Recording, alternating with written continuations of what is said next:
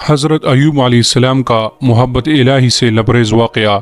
حضرت ایوب علیہ السلام پر جب آزمائش ہونے لگی تو حضرت جبرائیل علیہ السلام آئے اور یہ خبر لائے کہ اے ایوب، خدا کی طرف سے تم پر سخت امتحان آنے والا ہے جس کی برداشت پہاڑوں میں نہ ہوگی۔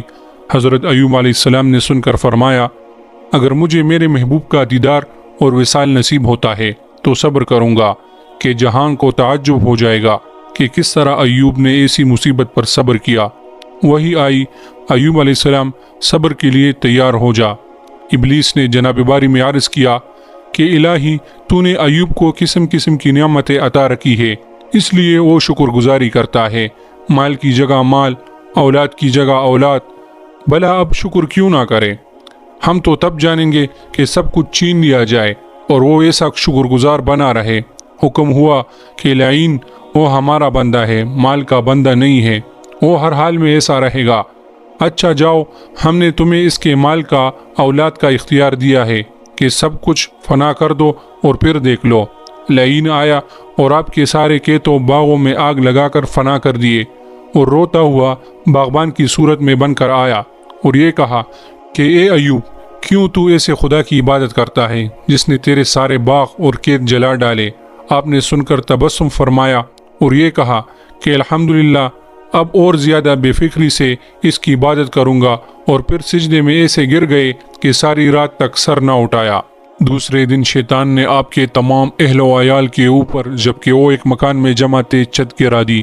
سارے زند فرزند دب گئے تو روتا ہوا بچوں کے معلم کی صورت میں حاضر ہوا اور یہ کہا کہ اے ایوب، آج اور نیا ظلم ہوا کہ آپ کے ننھے ننھے بچے مکان کے نیچے دب کر مر گئے۔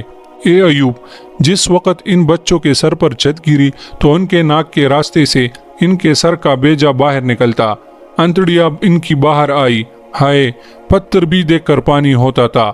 یہ سن کر ایوب علیہ السلام نے فرمایا کہ الحمدللہ، اب تو میں ہر طرح سے فارغ ہو کر اللہ کی عبادت کے لیے رہ گیا، اور یہ کہہ کر سر سجدے میں رکھا اور ایک رات ایک دن اس نعمت کے جانے پر شکر ادا کیا۔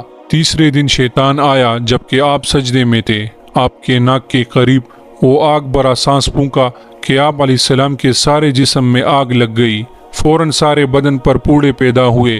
تھوڑی دیر کے بعد تعفن اور بدبو پیدا ہو کر شام تک سارے بدن میں کیڑے پڑ گئے۔ جس قدر مرض اور مصیبت زیادہ ہوتی تھی، اس قدر مولا کی عبادت اور شکر زیادہ کرتے تھے۔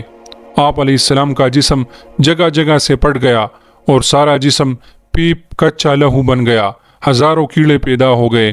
جو کیڑا آپ کے جسم سے الگ ہو کر گرتا ہے، اس سے فرماتے ہیں کہ اے کیڑے، میرے مولا نے تیری روزی مجھے بنایا ہے، میں تو راضی ہوں، تو ناراض ہو کر کہاں چلا جا رہا ہے؟ آپ کے مقام رضا کا یہ حال تھا کہ اگر ہو سکتا تو اسے پھر واپس زخم کے اندر رکھ لیتے۔ رات دن یہ کام تھا، مگر دل مولا کی یاد میں مصروف تھا، کسی دن بے ذکر الہی چین نہ تھا۔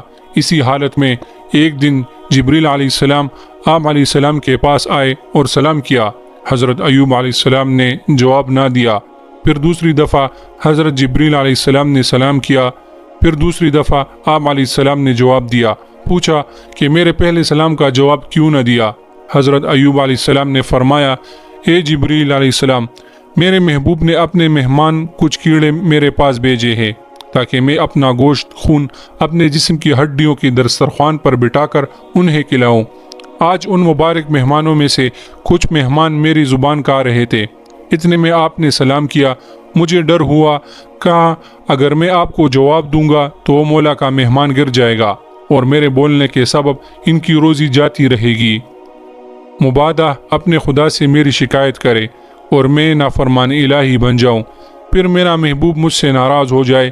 اتنی دیر میں وہ مہمان دوسری جگہ سرک گئے، زبان کو چھوڑ دیا۔ میں نے آپ کو سلام کا جواب دیا۔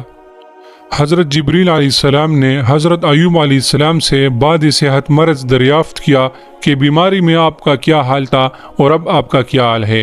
فرمایا، جو مزہ بیماری میں تھا وہ تندرستی میں نہیں ہے۔